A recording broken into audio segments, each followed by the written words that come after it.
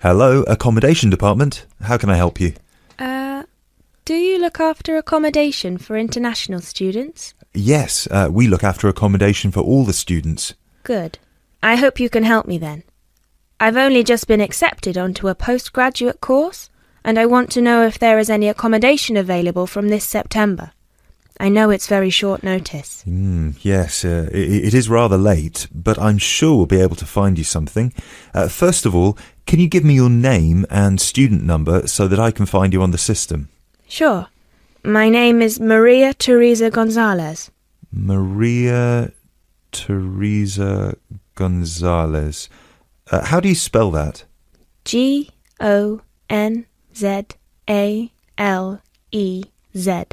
Thank you. Got it. And your student number, please? SHU 300715PG. SHU 300715PG. Ah, here you are. Department of Modern Languages. Yes, that's me.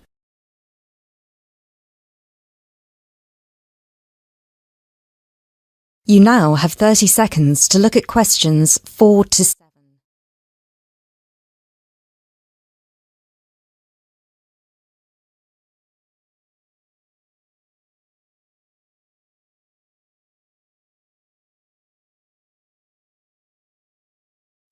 Okay, now there are several options for postgraduate students.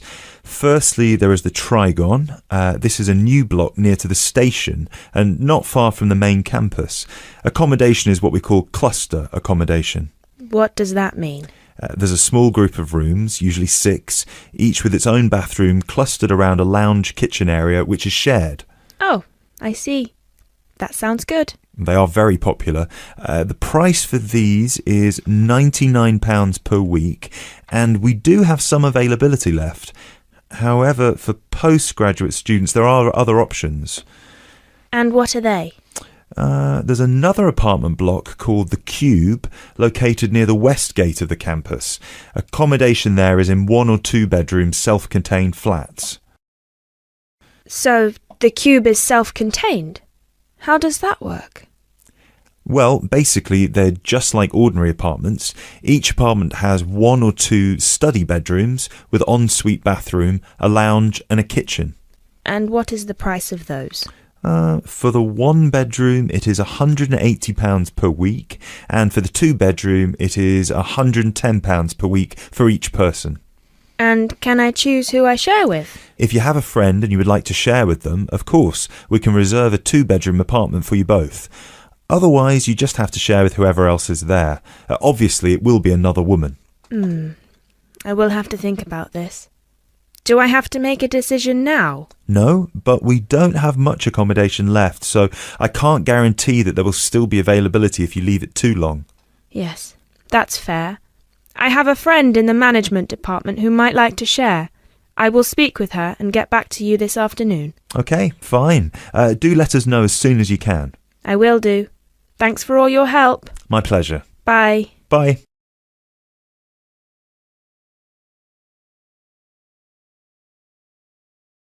That is the end of part 1. You now have half a minute to check your answers.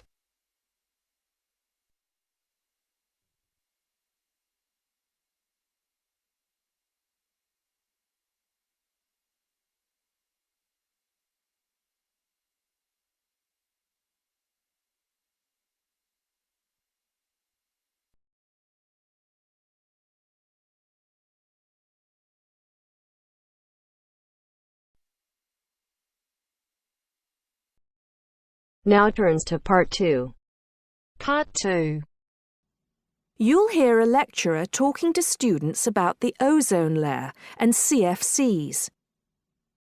First, you have some time to look at questions 11 to 17.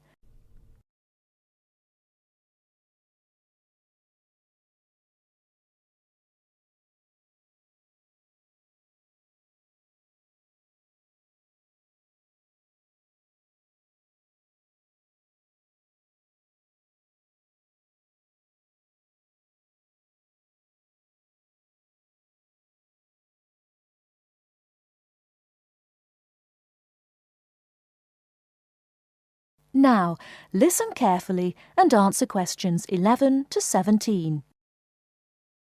Today, it is well known that CFCs, or chlorofluorocarbons, can do immense damage to the ozone layer, which protects the Earth from harmful radiation from the sun. However, it was as recently as the mid-1970s when the connection between CFCs and ozone layer destruction was first established. The story starts back in 1957, when James Lovelock invented the electron capture detector. This is a machine that can detect very small amounts of a chemical compound in the atmosphere. Indeed, using the machine, it was Lovelock who was the first person to detect the widespread presence of CFCs in the Earth's atmosphere. In 1973, Lovelock, on a research trip which he'd funded himself, measured the amount of CFCs in the atmosphere in the Arctic and in Antarctica, but unfortunately came to the wrong conclusion that CFCs are not harmful to the environment. Following on from this work, though, in 1974, Sherry Rowland and Mario Molina published the very first scientific paper on the connection between CFCs and ozone depletion. This quickly prompted the world's first ban on the use of CFCs, which was enacted in 1975 by the US state of Oregon. Further bans followed. In 1978, the United States and several European countries banned the use of CFCs in spray cans. CFCs were still allowed to be used, though, for refrigeration and in solvents. It was in the mid-1980s that scientists in Antarctica observed a huge depletion in the ozone layer above them, often called the hole in the ozone layer. This led, in 1987, to the signing of the Montreal Protocol, which called for further reductions in the production and use of CFCs, and then, 2 years later, to a European Union agreement to ban the production of all CFCs by the end of the century. Before you hear the rest of the talk, you have some time to look at questions 18 to 20.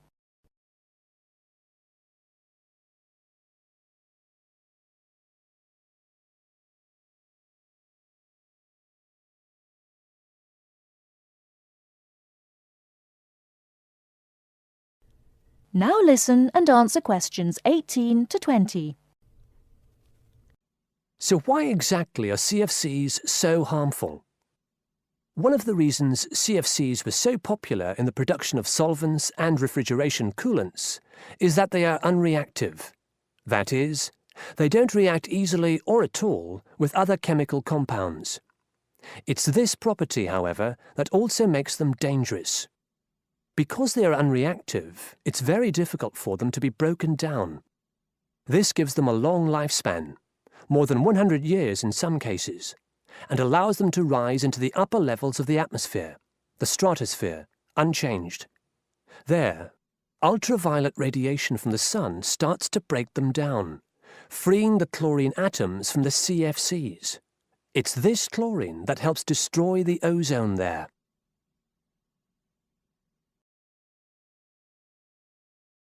That is the end of part 2. You now have half a minute to check your answers.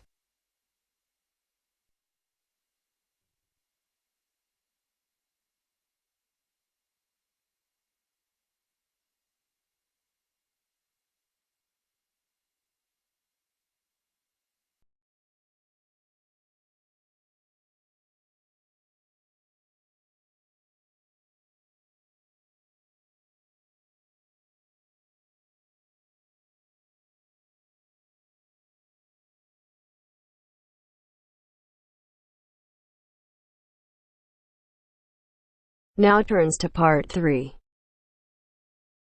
Part 3. You will hear a student, Alex, asking his tutor for advice about essay writing. You now have 30 seconds to read questions 21 to 27.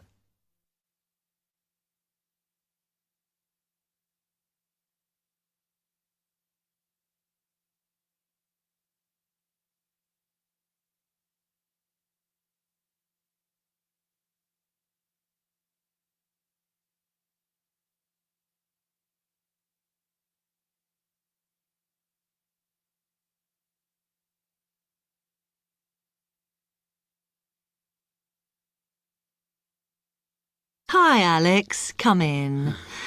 I gather you wanted some help with writing essays. Yes, I'm finding this first term difficult, and I'm worried about the assignments we have to do for January.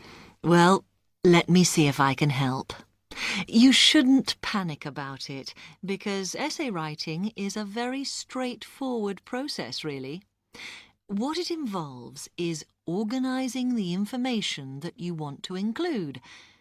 You shouldn't have more than you can easily manage within the word count. Make sure you haven't got too much or anything irrelevant.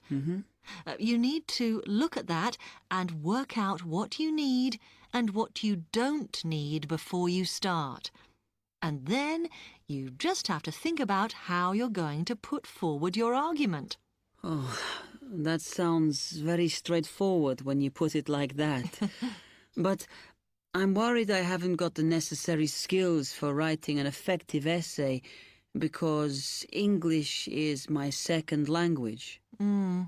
Well, perhaps you misunderstand the skills you need. You need to be able to analyse your data, and then I would say the skills of interpretation and expressing yourself are important. Perhaps it's this last one that bothers you, but the more essays you write, the more you will develop these skills. Yes, and I don't quite know how to improve at that. Though, as you say, I know practice will help. And I need to make sure I've got everything ready before I start. Yes. What is vital to good essay writing is preparation. So make sure you build in enough time to do the research you need. Are there any other sources I can use to help me with essays? Yes. You should go to the library and look through the reference section, because there are books that focus on the style we use in academic writing, and those will help you a lot. The other thing that you should think about is what happens when you've actually written your essay. Too many students just complete their work and hand it in, whereas what you should be doing is making sure that you edit it as thoroughly as possible. Oh, yes, that's a good idea. Then I'd pick up any mistakes and also see if it reads logically. Exactly. The other thing is, again, what a lot of students do is get their essays back, look at the marks, then just file it away. They don't realise that if they checked it through and looked at what the tutor had written, then they can learn from their old essays. Yeah, I can see that's a good idea. So, is that okay? You can always come back to me. You now have 15 seconds to read questions 28 to 30.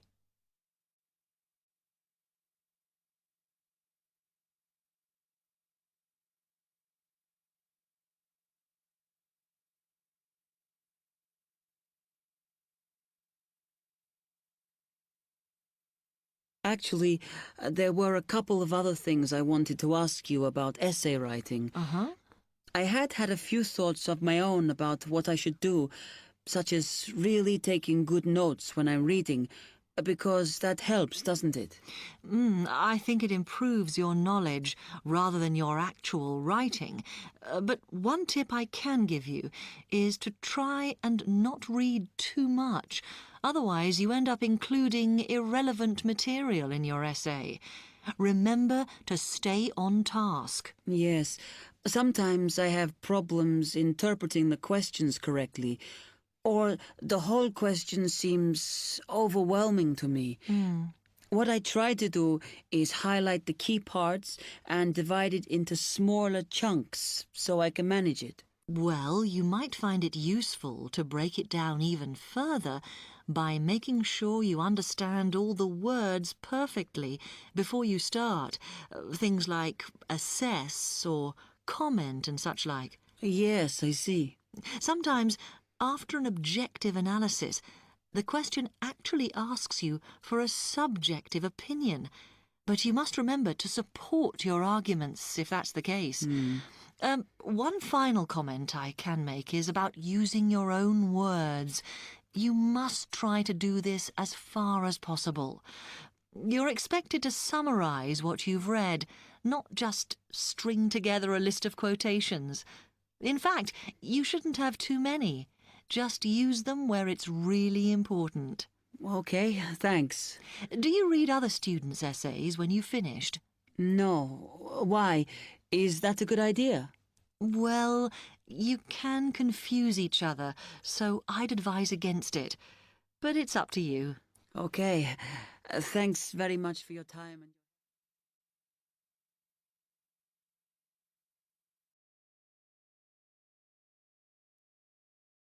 That is the end of part 3. You now have half a minute to check your answers.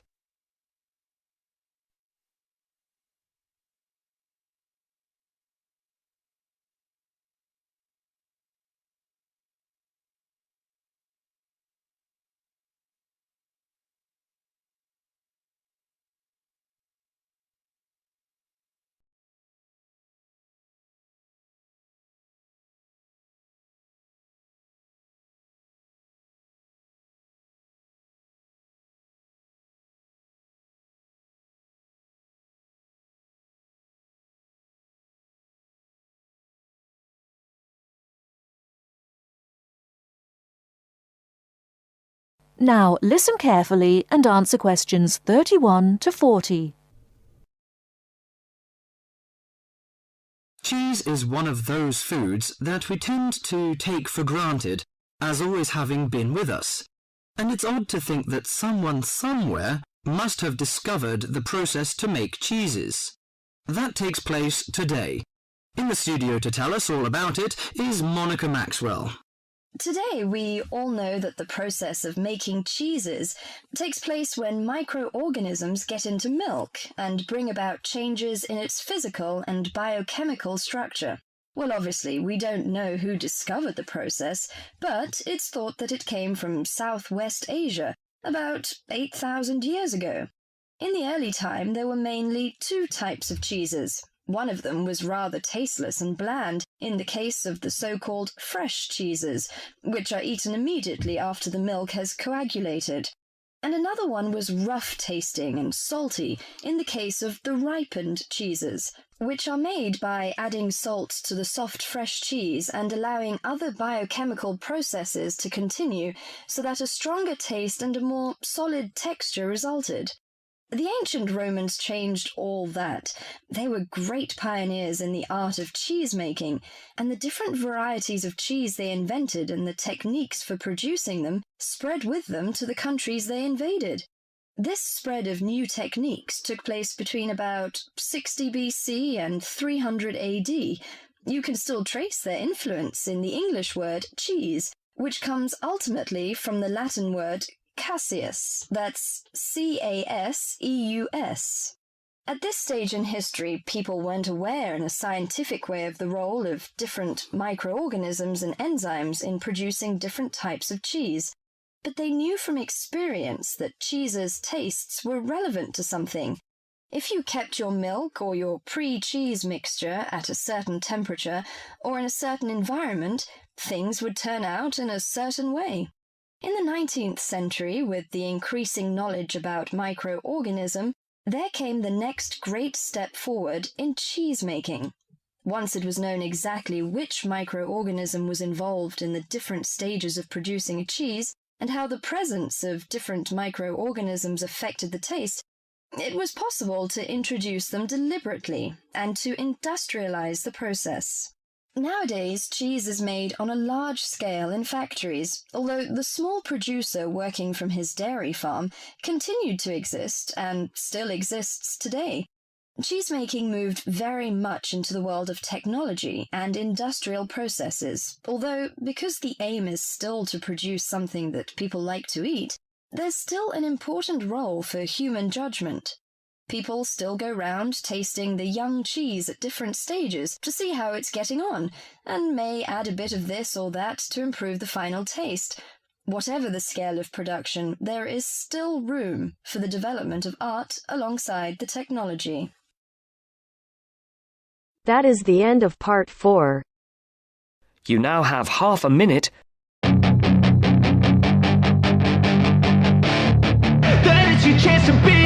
Hey kid, don't ever let them get inside your head. They'll tell you what to do in life instead of everything you know that you could get. Don't let them guide your life towards regret. I'll fight for what I love with every breath.